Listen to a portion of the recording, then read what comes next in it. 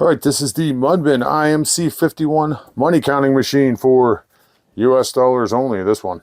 The company sent me this product to check it out and make a video for it, so let's do it. This machine comes in black or gray, and as you can see, I have the gray one here. You can see me unboxing it over here, and you will notice that there is no indication that this is a money counting machine on the outside of the box when you get it, and they do that for security reasons. Inside the box, you're going to get obviously the machine itself. You're going to get a 3-prong power cable that is about 5 foot long.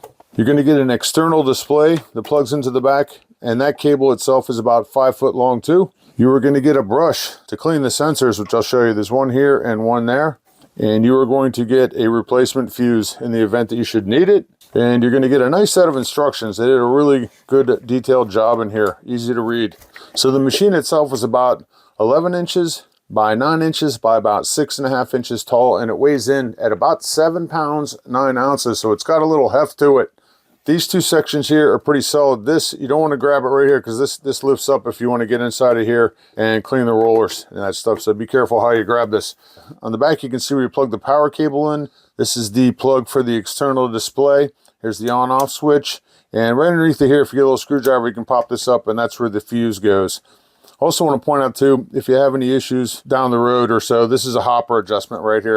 If you turn it counterclockwise, increases the width of the hopper, or if you turn it clockwise, it decreases the width. When you turn it on, it goes through a little self-diagnostic, and it lets you know that it's ready to go. Let's go through the panel. I will show you how it works and how fast it is. It has a counting speed of up to 1,100 bills per minute. It will do 200 brand new bills at a time, or about 150 used bills. I want to note that it will not count mixed denominations, only notes of the same denomination. So you have to manually separate the bills by denomination. But there's an add feature that you can add everything up, so it's kind of cool, and I'll show you that. Right here is a function button. And you can see when you press the button, that thing lights up. The currency counter uses UV-IR-MGMT detecting technology to examine the bills. That's ultraviolet, infrared, magnetic, dimensional.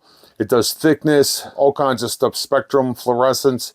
It detects counterfeit notes. It detects double notes, half notes, and chain notes. An error code will display on the screen if there's a problem, and you can cross-reference that code in the back of the manual. There's a whole list of the error codes.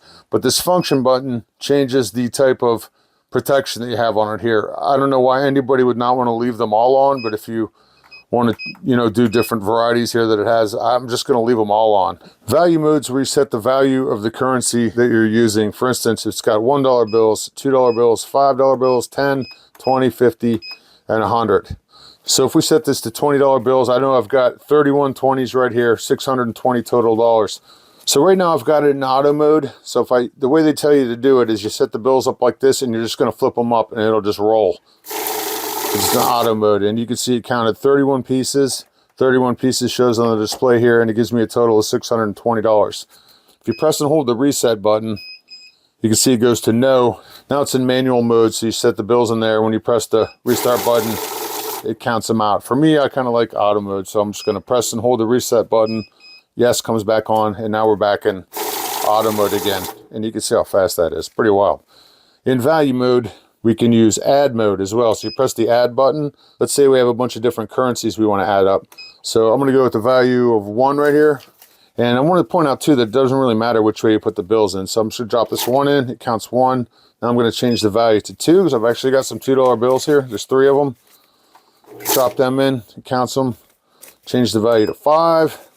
And you can see these aren't in the greatest of shape too. So they're kind of bent up, but no problem at all.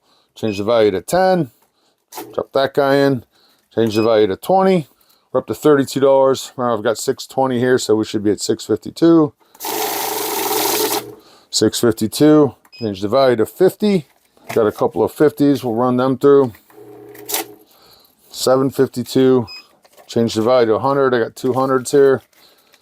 And 952. So there you go, you can see it added it all up. They have batch modes, you can see a batch of 100.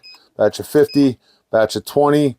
Let's say we want to take these 20s and put them in batches of 10. You can see I've got it set in batches of 10. So when I put it in, set it up, it's going to count out 10. As soon as I remove them, it counts out another 10.